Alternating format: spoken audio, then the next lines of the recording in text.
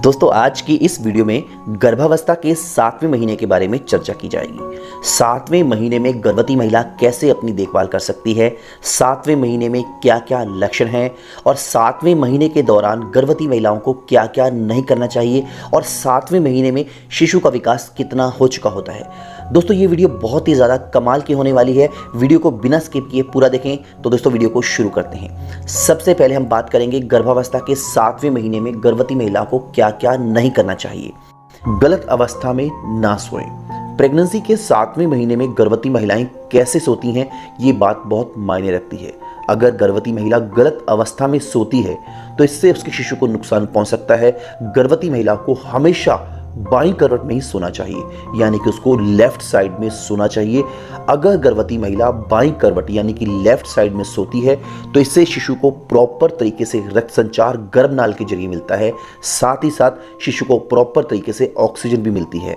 इससे शिशु का प्रॉपर तरीके से विकास होता है। अगर वह दाईं करवट या फिर पीठ के बल सोती है तो उससे शिशु को परेशानी हो सकती है, शिशु विचलित हो सकता है, शिशु को रक्त संचार और ऑक्सीजन प्रॉपर तरीके से नहीं मिल पाती। ऐसे में गर्भवती महिलाओं को हमेशा बाईं करवट में ही सोना चाहिए और यह सबसे बेहतर स्थिति मानी जाती है।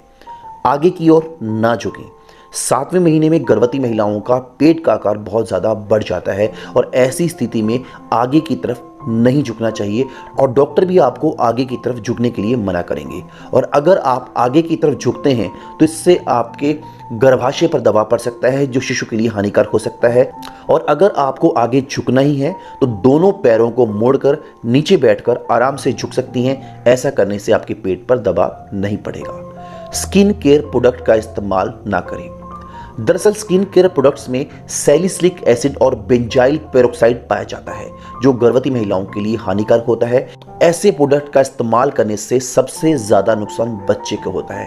इससे बच्चे के विकास में बाधा उत्पन्न होती है और बच्चा अस्वस्थ रहता है। इसलिए गर्भावस्था के दौरान जितना हो सके स्किन केयर प्रोडक्ट को इस्तेमाल करने से बचना चाहिए। ज्यादा तनाव ना लें। गर्भवती महिला जैसा महसूस करती है वैसा ही उसका शिशु भी महसूस करता है। अगर गर्भवती महिला तनाव लेती है, डिप्रेशन में चली जाती है तो इससे ना केवल गर्भवती महिला बल्कि शिशु को भी नुकसान होता है। इससे समय से पहले डिलीवरी हो सकती है, समय से पहले लेबर पेन स्टार्ट हो सकते हैं। तो इसलिए गर्भवती महिला को तनाव से बचना चाहिए, खुश रहने की कोशिश करनी चाहिए। दोस्तों अब हम बात करेंगे प्रेगनेंसी के 7वें महीने में बच्चे का कितना विकास हो चुका होता है।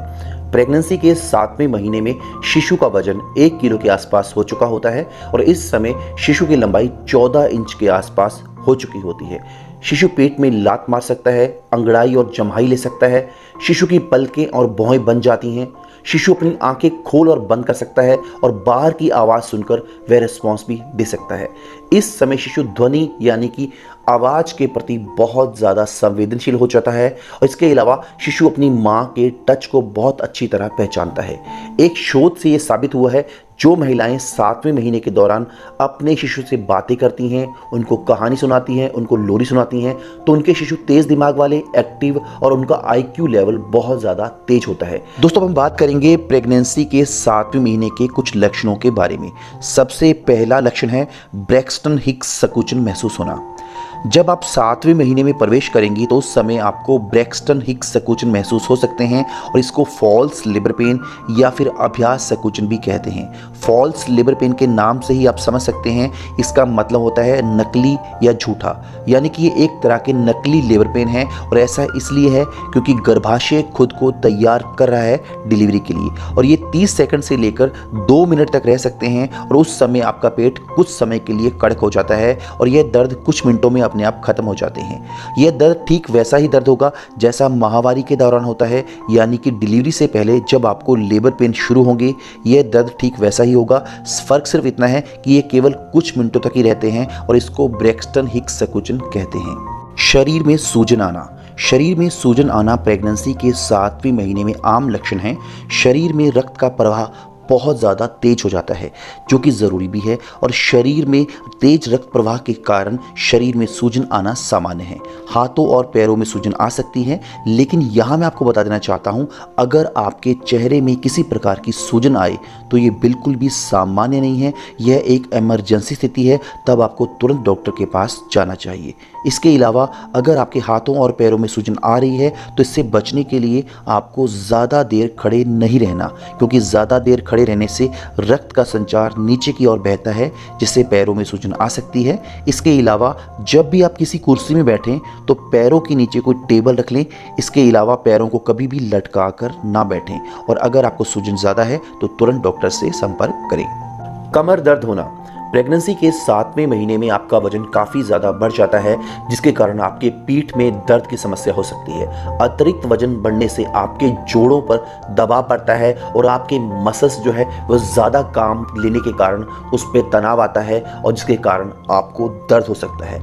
अगर आप लंबे समय तक खड़ी रहती हैं या फिर एक ही जगह पर ज़्यादा देर तक बैठी रहती हैं या झुक कर चीज़ों को उठाती हैं तो आपकी पीठ का दर्द बढ़ जाता है। हालांकि गर्भावस्था में पीठ दर्द होना सामान्य बात है, लेकिन अगर ये दर्द ज़्यादा हो तो डॉक्टर से संपर्क करें। बार बार पेशाब आना। प्रेगनेंसी के 7वें महीने के दौरान कुछ महिलाओं में हल्का सा खांसने या हंसने से मूत्र निकल जाता है, जो कि सामान्य लक्षण है। इसके अलावा गर्भवती महिलाओं को बार बार पेशाब जाने की इच्छा होती है, और प्रेगनेंसी के 7वें महीने के दौरान शिशु का आकार काफ़ी ज़्यादा बढ़ जाता है, और आकार बढ़ने के कारण आपके यूरिनरी ब्लैडर पर ज़्यादा प्रेशर पड़ता है, और ग्रेविटी के कारण भी यह प्रेशर नीचे की ओर ज़्यादा जोर डालता है, और बार बार पेशाब आने का ये एक कारण है। इसके अलावा गर्भावस्था के अंतिम 3 महीनों में रक्त का प्रभाव ज़्यादा बढ़ जाता है, जिसके कारण मूत्राशय पर ज़्यादा जोर पड़ता है और बार बार पेशाब जाने की इच्छा होती है, जो कि सामान्य बात है। स्तनों से रिसाव होना। गर्भावस्था की दूसरी तिमाही में स्तनों से रिसाव होना शुरू हो जाता है। ये गाढ़ा और पीले रंग का पदार्थ होता है, जिसे कोलोस्ट्रम कहते हैं। यह रिसाव दिन में किसी भी समय हो सकता है। जैसे जैसे डिलीवरी का समय नज़दीक आता है ये एकदम रंगहीन हो जाता है, और ऐसा होना एक सामान्य प्रक्रिया है। खाना हजम नहीं होना। खाना हजम नहीं होना, पेट में गैस, कब्ज की समस्या होना, पेट फूलना, सीने में जलन होना, जी मचलाना आदि प्रेगनेंसी के 7वें महीने के लक्षण हैं, और अगर आपको ज़्यादा प्रॉब्लम हो रही है तो डॉक्टर से संपर्क करें। तो दोस्तों, उम्मीद करता हूँ वीडियो आपको अच्छी लगी होगी। अगर आपके कोई भी सवाल और सुझाव है तो कमेंट में पूछें, मैं कोशिश करूँगा आपके सभी सवालों के जवाब देने की। वीडियो देखने के लिए दोस्तों आपका बहुत बहुत धन्यवाद।